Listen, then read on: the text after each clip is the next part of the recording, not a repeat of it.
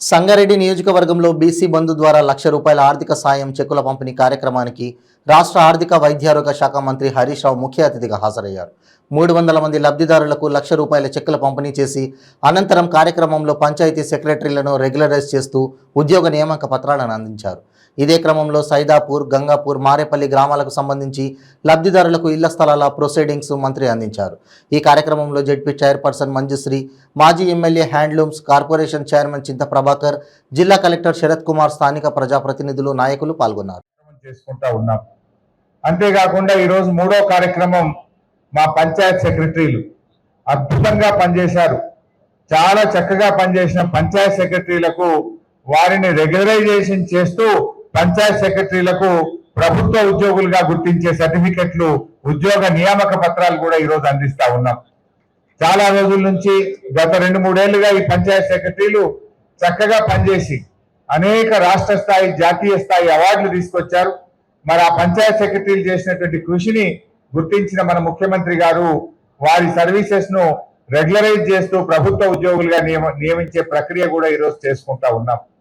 మరి ఇవాళ రాష్ట్రంలో చూసినట్టయితే గౌరవ ముఖ్యమంత్రి గారు తెచ్చిన పల్లె ప్రగతి, పట్టణ ప్రగతి, పంచాయతీలకు పెద్ద ఎత్తున నిధులు ఇవ్వడం, ప్రతి పంచాయతీకి కూడా ఒక సెక్రటరీని పెట్టారు. గత కాంగ్రెస్ ప్రభుత్వ హయాంలో అయితే 4 ఊర్లకు 5 ఊర్లకు ఒక పంచాయత్ సెక్రటరీ ఉండేవాడు. ఏ ఊర్లో ఉన్నాడో ఎవరికి ప్రజలకు సేవలు అందని పరిస్థితి ఉండేది. మరి ఆ రోజుల్లో ప్రజలు చాలా ఇబ్బంది పడ్డారు. ముఖ్యమంత్రి గారు తండాలు గ్రామ పంచాయతీలు చేశారు. చిన్న చిన్న గ్రామ పంచాయతీలు కూడా ప్రజలు కోరితే చేయడమే కాదు, ఆ చిన్న గ్రామ పంచాయతీలకు కూడా సర్పంచ్ గారితో పాటు పంచాయత్ సెక్రటరీని నియమించి 10,000 మందికి పంచాయత్ సెక్రటరీలుగా ఉద్యోగాలు కల్పించిన ఘనత మన కేసీఆర్. అందువల్లనే ఇవాళ దేశంలో ఎక్కడ కూడా లేని విధంగా ఎన్ని అవార్డులు వస్తున్నాయి తెలంగాణ కంటే అవి మీ అందరికీ తెలియని కావు. 3% జనాభా ఉన్న తెలంగాణకు 38% అవార్డులు ఇవాళ ఉత్తమ గ్రామ పంచాయతీలుగా తెలంగాణ అవార్డులు పొందింది. అంటే ఇది మన ప్రభుత్వ పనితీరుకు, మన కేసీఆర్ పనితీరుకు, మన సర్పంచులు, మన పంచాయత్ సెక్రటరీలు పడ్డ కష్టానికి ఇది ప్రతిఫలంగా మనం చెప్పుకోవచ్చు. అంటే 3% జనాభా ఉన్న తెలంగాణకు 38% అవార్డులు రావడం అంటే ఇది కేసీఆర్ పనితీరు, ఇది తెలంగాణ పనితీరుకు నిదర్శనం. అంటే గతంలో మరి లేరా, గతంలో కూడా ప్రభుత్వాలు ఉన్నాయి, ఎమ్మెల్యేలు ఉన్నారు, సర్పంచ్ ఉన్నారు. కానీ అప్పుడు రానన్ని అవార్డులు ఇప్పుడు ఎందుకు వస్తున్నాయంటే పనితీరు మెరుగుపడ్డది. మీరు ఇతర రాష్ట్రాల్లో చూస్తే ఎక్కడ కూడా ఇట్లా ఉండవు. ఇలా ఏ గ్రామ పంచాయతీకి పోయినా కూడా అద్భుతంగా పల్లె ప్రకృతి వనం ఉన్నది, వైకుంఠ ధామం ఉన్నది, ట్రాక్టర్ ఉన్నది, ట్యాంకర్ ఉన్నది. ఇవాళ గ్రామాలు పచ్చగా కనబడతా ఉన్నాయి, పరిశుభ్రంగా కనబడే విధంగా గ్రామాలకు అవసరమైన వసతులన్నీ కూడా ఇప్పించిన ఘనత ఇవాళ మన ముఖ్యమంత్రి గారు. ఇంత గొప్పగా ఈ కార్యక్రమాన్ని చేపట్టారు.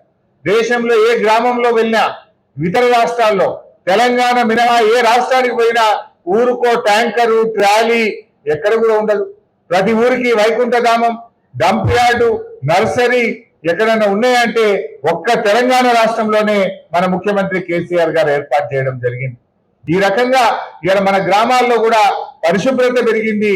గ్రామాల్లో ఎక్కడ కూడా వర్షాకాలం వచ్చిందంటే మలేరియా, డెంగ్యూ, సీజనల్ డిసీజెస్ తో ప్రజలు భయపడేవాళ్ళు. కానీ ఇలా కేసీఆర్ వచ్చినాక ఇంటింటికి స్వచ్ఛమైన శుద్ధి చేసిన త్రాగునీరు ఇచ్చిండు మన కేసీఆర్. పల్లెలన్నీ పరిశుభ్రంగా మార్చిండు మన కేసీఆర్. అందుకే ఇవాళ గ్రామాల్లో ఎక్కడ కూడా మలేరియాలు, డెంగ్యూలు, మరి డయేరియా కానీ వైరల్ డిసీజెస్ చాలా వరకు కూడా మనం తగ్గించుకోవడం జరిగింది. అంటే గ్రామాల్లో పరిశుభ్రత పెరిగింది, ప్రజలకు శుద్ధి చేసిన త్రాగునీరు కూడా వస్తా ఉన్నాయి. మరి అదేవిధంగా ఈరోజు బీసీ కుల వృత్తుల వారికి సాయం చేసే కార్యక్రమం. ఇక దయచేసి మీరు ఆలోచించండి. గత ప్రభుత్వం కాంగ్రెస్ ఉన్నప్పుడు, ఆ ప్రభుత్వం ఉన్నప్పుడు మేము 60,000 సబ్సిడీ ఇస్తాం, 40,000 బ్యాంకులు అప్పు తెచ్చుకోమనేటోళ్ళు.